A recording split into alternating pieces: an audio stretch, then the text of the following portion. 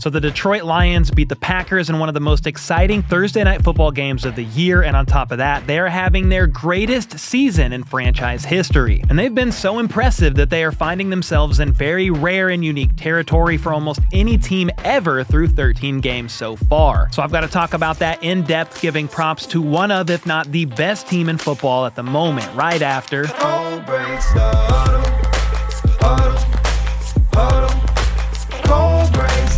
Alright, last night the Lions hosted the Packers in what was one of the most highly anticipated Thursday night games in recent memory, and it did not disappoint. There were 4 lead changes in the second half, with the Packers tying the game 31-all with under 4 minutes to go, and that's when Dan Campbell did what Dan Big Ol' Nuts Campbell does. Detroit had worked the ball all the way down to Green Bay's 21-yard line and was facing a 4th and 1. Well, the Lions could have taken the field goal and gone up 3, giving the Packers the ball back with like 40 seconds to go and no timeouts. But instead, they lined up like they were going to go for it. Well, when they got to the line, I think everybody just assumed they were trying to draw Green Bay off sides, but they actually snapped the ball, with Jared Goff stumbling to the ground, yet still managing to make the handoff to David Montgomery, who picked up the first. Dan Campbell is freaking insane for going for that, and Jared Goff may have made the clutchest handoff of the year. It turns out one of his linemen actually stepped on his feet after the snap, and that's what caused him to stumble. But with that 4th down conversion, that allowed the Lions to drain the clock all the way down and bring out Jake Bates to hit the 35-yard chip shot. Game winner, Lions win it all 34-31. And with that, the Lions moved to 12-1 on the year and become the first NFC team to clinch a spot in the playoffs. This was their 11th straight win in a row, which is the longest win streak in franchise history for Detroit. It's also the first time they've had back-to-back 12-win seasons.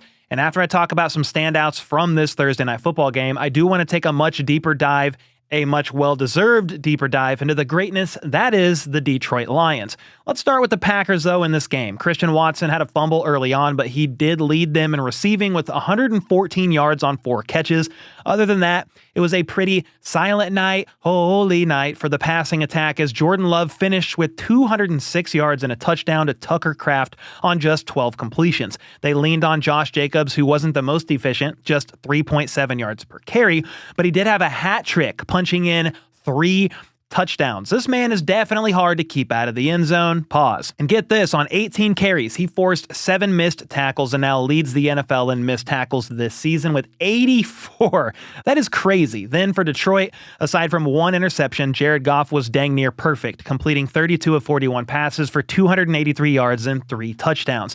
Then check out the numbers for his receivers. 6 different players had 5 or more catches, which ties an NFL record. Tim Patrick, the former Bronco receiver who was waived this past offseason after a long history of unfortunate injuries, was the star of the bunch. He had 6 catches for 43 yards and caught not 1, but 2 touchdowns, and this was the first time he had caught a touchdown since December of 2021. I also have to credit Detroit's defense. I know they gave up 31 points, but 7 of those came off of Jared Goff's interception, and then another touchdown was because the Lions went for it on their own 31 and couldn't convert. That basically set the defense up to fail completely on that series. They were really solid in the first half as well, allowing just 7 points, and even though they gave up 24 points in the second half, they got a clutch red zone stop on Green Bay's last possession, forcing them to take a field goal to tie it, which then allowed Detroit to win it all with a field goal of their own on the other end. But the most impressive part about this is how many players are injured for the Lions defense, and again, they still came out with the win. This list that you see is just their D-line. They have 6 defensive linemen on IR and 4 more that are dealing with injuries and didn't play last night, or did play but were ruled out with an injury. That's what happened to their star defensive tackle, Aleem McNeil, who was ruled out with a head injury. So yeah, that might be the only time I label a 31-point defensive performance impressive, but I saw somewhere that like 13 guys total are injured on defense, and when you look at the team stats, it's not hard to see why Detroit ultimately came out on top and probably deserved this win. They had 10 more first downs than Green Bay, ran 31 more plays, had nearly 100 more yards of offense, finished 7 of 15 on third downs, and 4 for 5 on fourth downs, those little psychos, while the Packers were just 1 for 5 on third downs. And on top of all that, the Lions also won the time of possession 36 minutes to 24, which is quite a lot. And that's how they've been winning all year. If they're not hanging 50 on you, they're controlling the game and executing in crucial moments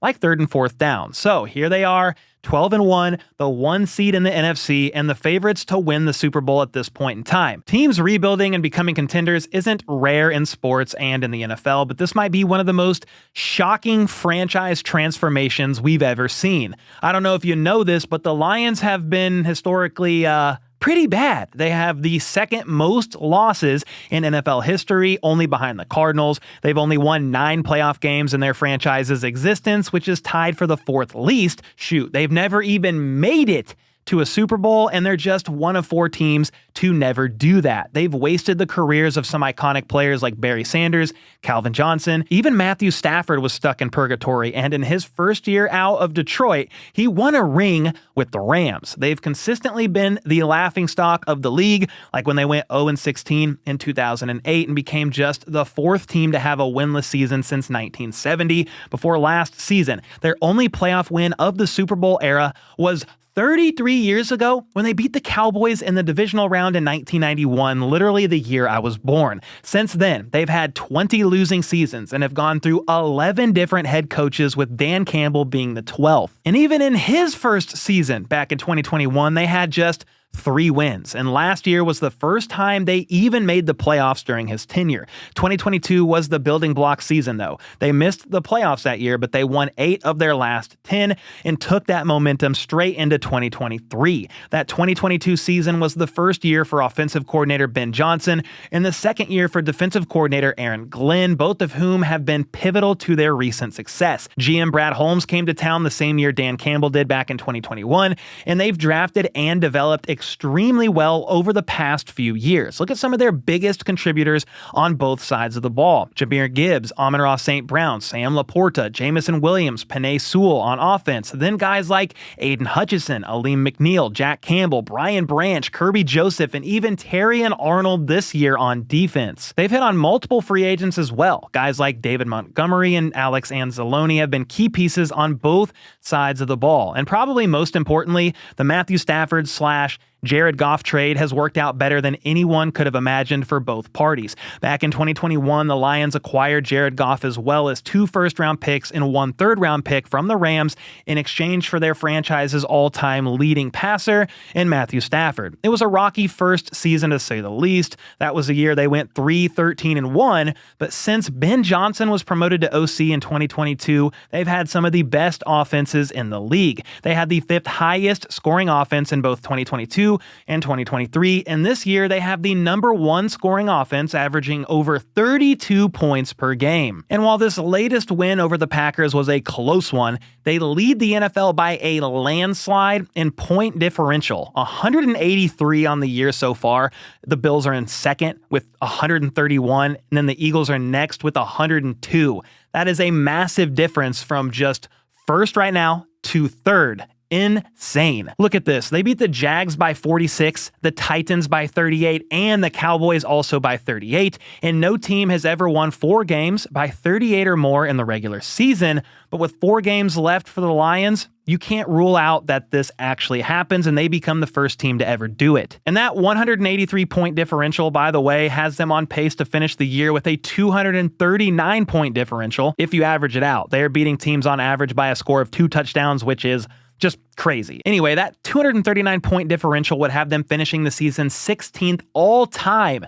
Wild, yes, even though they have 17 games rather than others who have done more in less games, but still, 16th all-time is quite honestly insanity. It's safe to say the Lions are the hottest team in the NFL, with their sights set on bringing the city of Detroit their first ever Lombardi Trophy, something their team is actually favored to do for the first time in franchise history. Last night's win over Green Bay was certainly a step towards that, as it keeps them a game ahead of Minnesota and now 3 games plus the tiebreaker over the Packers. As long as they can get healthy on defense, even just somewhat healthier, and guys can continue to step up on that side of the ball, then I don't think anybody can keep up with their offense, and I don't see any reason as to why they can't get through the NFC. Shoot, I'll take a Chiefs, Lions, Super Bowl, that would be an absolute banger. And that is why the Lions are having an incredible season and why they deserved their own video today. Let me know your thoughts on the Lions and the historic year they are having in the comments down below. Do you think they're going to make it to the Super Bowl once all is said and done, or nah? And with that, I'll see y'all next time.